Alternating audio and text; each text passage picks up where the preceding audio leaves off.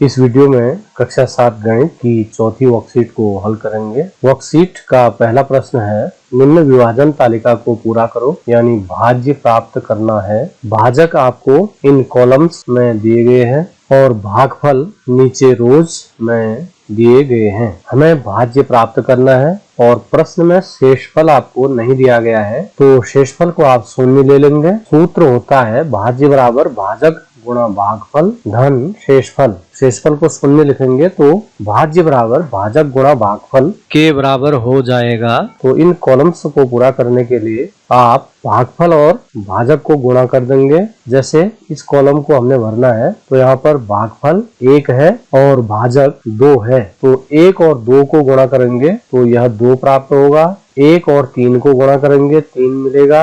अगले कॉलम में 1 और 4 को गुणा करेंगे 4 मिलेगा। इसी प्रकार से हम अन्य कॉलम्स को भी पूरा करेंगे। अब दूसरी पंक्ति में देखिए, दूसरी पंक्ति में भी हम वही प्रक्रिया अपनाएंगे। दूसरी पंक्ति के पहले कॉलम में भागफल 2 और भाजक 1 को गुणा करेंगे 2 एकम 2। दूसरे कॉलम में भागफल 2 और भाजक 2 को गुणा करेंगे 4। तो इस प्रकार आप देख रहे हैं कि दूसरी पंक्ति में 2 की टेबल आपको प्राप्त होगी और तीसरी पंक्ति में आपको 3 की टेबल, चौथी पंक्ति में 4 की टेबल प्राप्त होगी। इस प्रकार प्रश्न 1 में आपको 1 से लेकर 10 तक के भागफल और 1 से लेकर 9 तक भाजक दिए हैं। इन्हें आपस में गुणा कर लेंगे और सारणी को इस तरह से पूरा करेंगे। प्रश्न 2, निम्न विभाजन प्रश्नों को हल कीजिए। यदि संख्याएं दी गई संख्या से पूरी विभाजित हैं, उनके आगे हाँ या ना लिखें। तो पहला प्रश्न आपको हल करके दिया हुआ है 35 भाग 7 बराबर 5। 7 का भाग 35 में 5 बार गया है और शेष जो है यहाँ पर शून्य होगा। तो शेष जहाँ पर शून्य होता है तो वहाँ पर हम कहते हैं कि भाजक से भाज्य पूरी बार विभाजित है। अब यहाँ पर प्रश्न पूछा गया है, क्या 35 7 से पूरी विभाजित है? तो देखिए शेष 0 आ रहा है, तो उत्तर क्या लिखा गया है? हाँ। तो इसी तरह से हमें अन्य प्रश्न भी हल करने हैं। 20 भाग 4, 4 का भाग 20 में 5 बार जाएगा, तो यहाँ पर 5 लिखेंगे और शेषफल 0 लिखेंगे। शेषफल 0 है तो 20 4 से पूरी बार विभाजित है। आपसे प्रश्न पूछा है तो उत्तर लिखेंगे हाँ। इसी प्रकार 100 भाग 10, 10 का भाग 100 में देंगे तो 10 आएगा और शेष 0 आएगा। क्या 100 10 से पूरी विभाजित है? शेषफल 0 है, तो उत्तर लिखेंगे हाँ, 100 10 से पूरी बार विभाजित है। अब यहाँ पर देखिए 9 का भाग 64 में यदि हम दें तो 7 बार जाएगा और शेषफल 1 आएगा। चौक यहाँ पर शेषफल शून्य नहीं है, इसलिए हम कहेंगे कि 64 9 से पूरी बार विभाजित नहीं है। प्रश्न 3, निम्न प्रश्नों को हल कीजिए व रिक्त स्थानों को भरिए। पहला प्रश्न आपको उदाहरण के रूप में दिया गया है, इसको देखते हुए आपने अन्य प्रश्न हल करने हैं। 5 गुणा 7 बराबर 35 है, तो 5 और 7 35 के गुणनखंड हैं और 35 5 और 7 का गुणज है। इसी प्रकार आप दूसरे प्रश्न को करेंगे। 5 गुणा 4 बराबर 20 होता है, तो 5 और 4 संख्या 20 के गुणनखंड है, साथ ही 20 5 और 4 का गुणज है। तीसरा है 10 गुणा 10 बराबर होता है 100, यानी 10 और 10 संख्या 100 के गुणनखंड है और साथ ही 100 10 और 10 का गुणज है। 6 गुणा 9 बराबर 54 होता है, तो 6 और 9 54 के गुणनखंड है, साथ ही 54 6 और 9 का गुणज है। प्रश्न 3, निम्न प्रश्नों को हल कीजिए, रिक्त स्थानों को भरिए। पहला है 6 के गुणनखंड ज्ञात कीजिए, तो इस प्रश्न को हल किया गया है। इसे देखते हुए आपने अन्य प्रश्न हल करने हैं। 24 के गुणनखंड ज्ञात कीजिए, तो 24 को हम लिख सकते हैं 24 बराबर 1 गुणा 24, 24 बराबर 2 गुणा 12, 24 बराबर 3 गुणा 8, 24 बराबर 4 गुणा 6। यदि हम इसके बाद और आगे बढ़ाएं तो मिलेगा 24 बराबर 6 गुणा 4। अब देखिए 6 गुणा 4 हम लिख चुके हैं, जिसे हम 4 गुणा 6 के रूप में लिख चुके हैं। तो जैसे ही दो संख्याएं गुणा के रूप में पुनरावृत होती है, यानी 2 बार आने लगती है, तो आप इस प्रक्रिया को छोड़ देंगे। तो यहाँ से हमें 24 के गुणनखंड ज्ञात हो चुके हैं, जो कि 1 2 3 4, 6, 8, 12 और 24 होंगे। तो प्रश्न का हल आप इस प्रकार से लिखेंगे। 24 को निम्न रूप में लिख सकते हैं। 24 बराबर 1 गुणा 24, 24 बराबर 2 गुणा 24 बराबर 3 गुणा 8, 24 बराबर 4 गुणा 6। इस प्रकार 1, 2, 3, 4, 6, 8, 12 और 24 संख्या 24 के पूरे विभाजक हैं। अतः 24 के गुणनखंड 1, 2, 3, 4, 6, 8, 12 और 24 हैं। प्रश्न का तीसरा भाग है 6 के गुणज ज्ञात कीजिए। तो 6 के गुणजों को ज्ञात करने की जो प्रक्रिया है इस सारणी में जैसे दिखाई गई है वैसे ही आपने प्रश्न 4 में 5 के गुणजों को ज्ञात करने में फॉलो करना है। जैसे यहाँ लिखा गया है 6 गुणा 1 बराबर 6, तो ऐसे ही आप 5 गुणा 1 बराबर 5 लिखेंगे और पहले कॉलम में 6 भाग 6 बराबर 1, तो ऐसे ही आप लिखेंगे 5 भाग 5 बराबर 1। फिर 5 गुणा 2 बराबर होता है 10, तो आप यहाँ लिखेंगे 10 भाग 5 बराबर 2।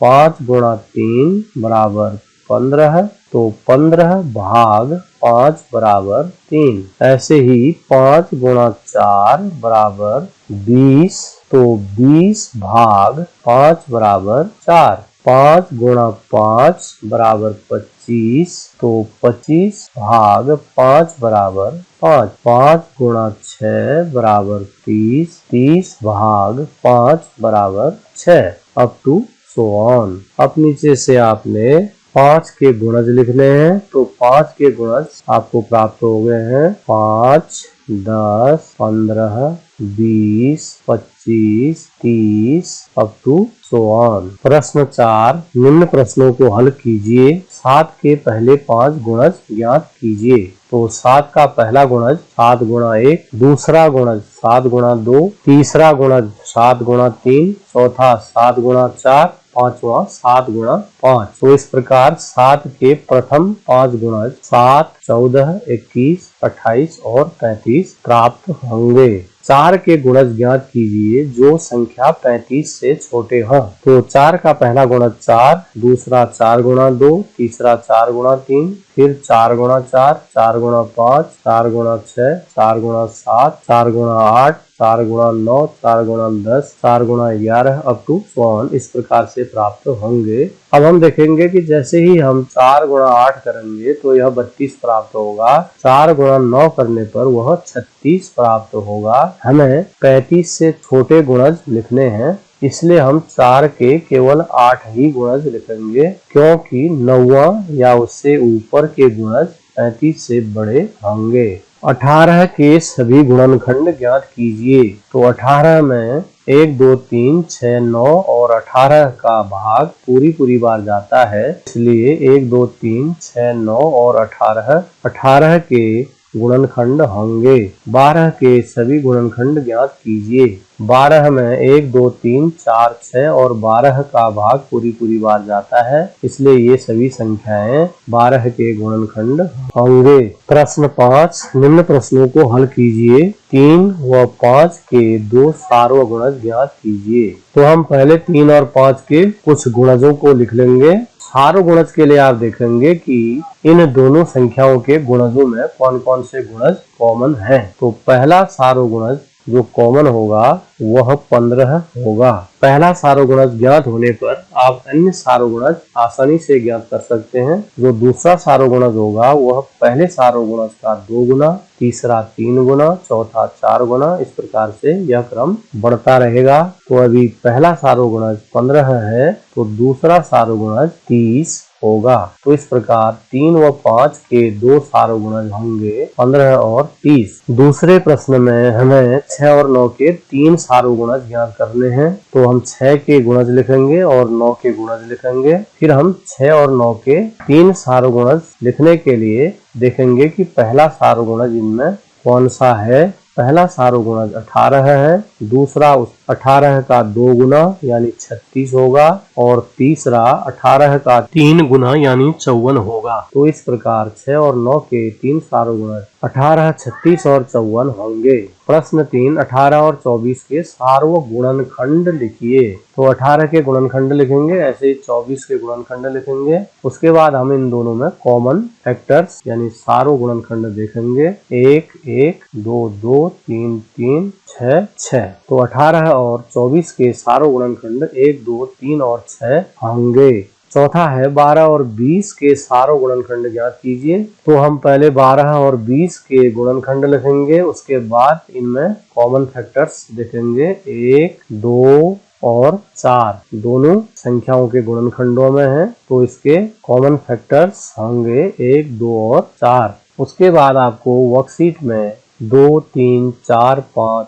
6, 8, 9 और 10 के विभाज्यता के नियमों की जानकारी दी गई है और साथ ही उनके कुछ उदाहरण दिए गए हैं। अंत में हमें प्रोजेक्ट कार्य दिया गया है। क्या 2520 4, 6 और 9 से विभाजित है? तो सबसे पहले हमें जांच करनी है कि 2520 4 से विभाजित होगा या नहीं। इसके लिए आप 4 का भाग 2520 में नहीं देंगे, बल्कि 4 की विभाज्यता का नियम लगाएंगे। 4 की विभाज्यता का नियम है, दी गई संख्या के इकाई और दहाई दोनों अंक शून्य हो या इकाई और दहाई को मिलाकर बनी संख्या 4 से विभाज्य हो तो दी गई संख्या भी 4 से विभाजित होती है। तो यहाँ पर देखिए, इकाई और दहाई को मिलाकर बनी संख्या 20 है और 20 में 4 का भाग पूरी बार जाता है यानी शेषफल 0 आता है, इसलिए